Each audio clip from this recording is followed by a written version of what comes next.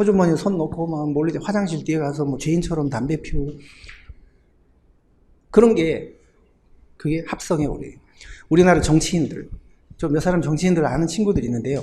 만나서 얘기를 해보면 정말 똑똑해요. 그러니까 정치하는구나 싶은 생각이 들어요. 근데 당에만 돌아가면 집단 또라이가 돼요. 당론에 따라야 되고 뭐 당리 당략에 따라야 되고 한 사람 한 사람은 똑똑한데 모아놓으면 이상하게 되는 그게 바로 합성의 오류. 개체주의의 한계입니다. 이게. 그럼 거꾸로 전체주의는 또 반대 한계겠죠. 전체 속성을 알아냈는데 이걸 쪼갰더니 개인의 속성이 또 달라져 버리는 거예요. 그게 분할의 오류예요. 분할의 오류, 합성의 오류, 반대말이. 자, 개체주의는 개인들 용어 티끌모아 태산되니까 티끌이 그대로 태산이 된다. 전체주의는 아니다, 안 된다. 전체를 연구해야 된다.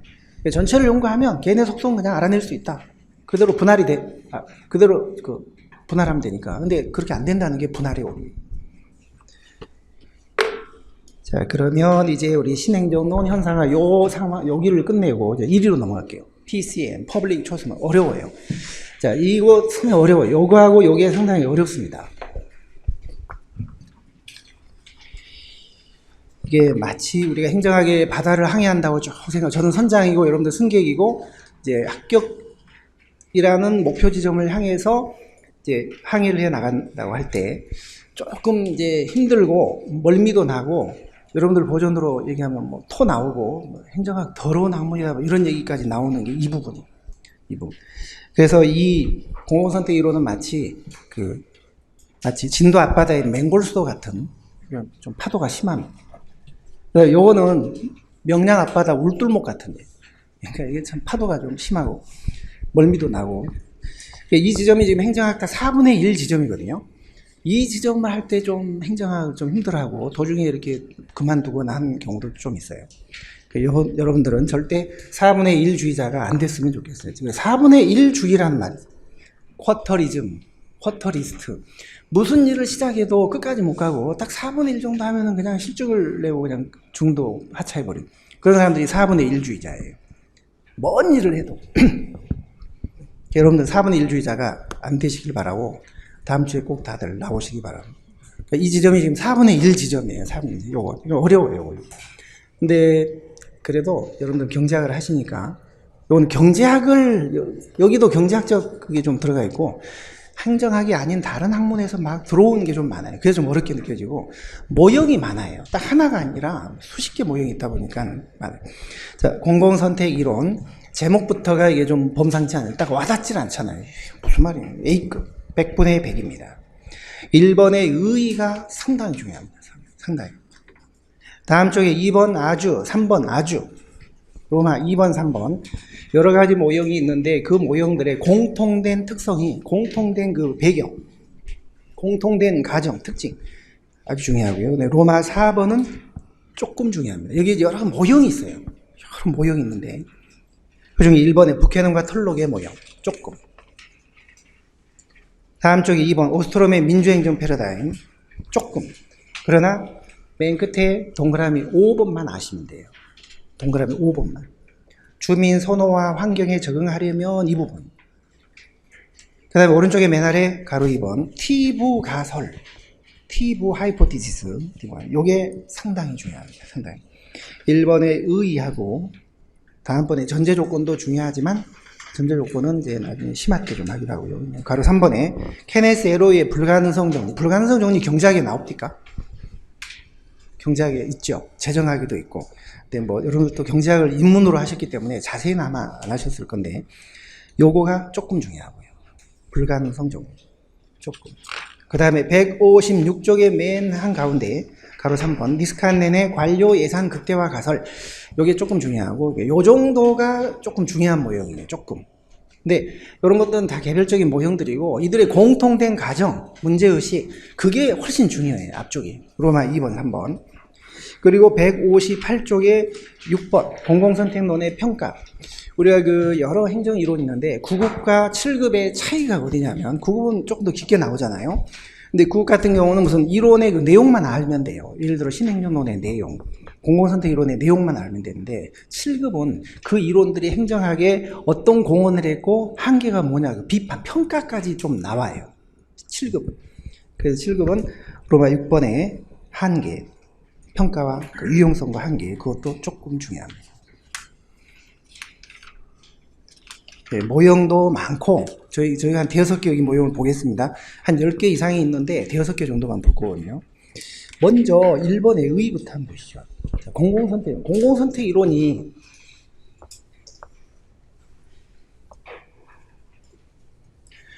공공 서비스도 시장의 상품처럼 선택한다고 보는 이론이에요. 퍼블릭 초이스 모델. 공공 선택 이론. 퍼블릭 초이스 모델. 공공 서비스도 시장의 상품처럼 자신의 선호에 따라 자유롭게 선택한다고 보고 그걸 그렇게 설명하는 이론이에요. 그게 공공선택 이론.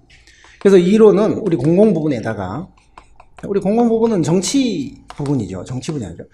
여기에다가 경제학적 관점을 도입한 거예요. 시장 경제학적 관점을 도입을 해서 이 공공 서비스가 어떻게 시장의 상품처럼 자유롭게 선택되어지는지를 설명하는 이론. 자, 시장 경제학적 관점을 도입을 했다. 자, 이 얘기는 공공 서비스도 이제는 공급과 소비의 관계로 봐야 된다. 볼 수 있다. 공급과 소비의 관계. 두 번째 줄. 정부는 관료는 공급자고 국민은 소비자다. 요 관계. 이 행정이라는 게 정부가 서비스를 공급을 하면 국민은 이걸 소비하는 공급과 소비의 관계라는 거죠. 시장 경제처럼. 그 다음에 또 하나, 세 번째 줄. 시장의 경제 주체는 자신의 선호에 따라 합리적이고 이기적인 그런 행동을 하잖아요. 자기한테 이득이 된, 자기 선호에 맞는 상품을 다 선택하고 평가하고 그렇게 하잖아요. 그렇듯이 공공 서비스도 그게 가능하다는 거예요. 자신의 선호에 따라 얼마든지 선택이 가능하다고 보는 이론. 자, 그런데 우리가 그게 현실적으로 이게 가능한가요? 대통령이 지금 저렇게까지 일본하고 대립각을 세울 필요, 그래봐야 우리가 뭐 득이 될 것도 없을 것 같기도 하고 그런 시각이 많잖아요. 왜 저렇게까지 꼭 하는지. 마음에 안 들어도 그걸 우리가 선택할 수 없어요. 대통령이 하나이기 때문에 5년간은 참아야 돼요. 우리 지역구 의원 잘못 뽑아놓으면 역시 4년간 또 참아야 돼요. 국방부가 국방을 잘못하고 외교부가 외교를 마음에 안 들게 해도 우리는 선택 여지가 없어요. 선택 여지가 없는데 뭐 어떻게 선택한다는 뜻일까요? 그 공공선택학자들이 공공서비스를 국민이 선택한다고 할 때 그 선택의 그 방법이 주로 어떤 거냐면 첫 번째, 선거나 투표. 선거나 투표가 하나의 선택 방법이 된다는 거예요.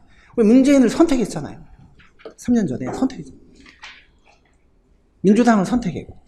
우리가 선택한 결과지 누가 일방적으로 한 거 아니거든요.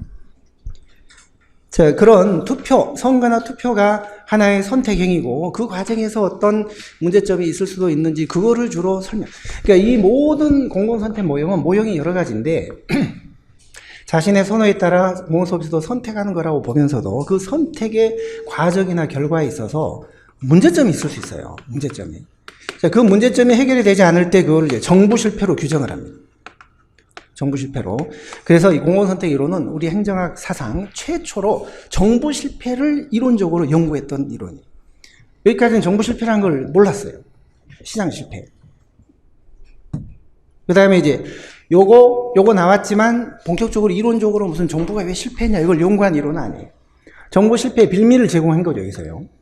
여기서 처음으로 정부 실패를 연구를 한 거예요. 정부는 왜 실패할 수밖에 없느냐.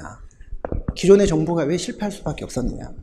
이걸 연구한. 모형은 다르지만 결과적으로 전부 다 정부 실패를 설명하려는 그런 이론들. 그러니까 경제학적 관점에서 우리 공공부문의 문제점을 연구했던 거예요. 경제학적 관점에서. 보니까 문제가 있더라. 자, 그래서 149쪽에 보시면요. 동그라미 2번에 비시장 경제학이다 해서 B자를 붙여요. 시장에나 적용될 법한 의사결정의 그 연구를 시장이 아닌 공공부문에다 적용을 했기 때문에 B자가 들어간 거예요. B자가 반드시 들어가야 돼요. 그 밑에 Y대에도 보면 뮬러가 1번 평가한 게 있죠. 비시장적 의사결정에 관한 경제학적 연구다.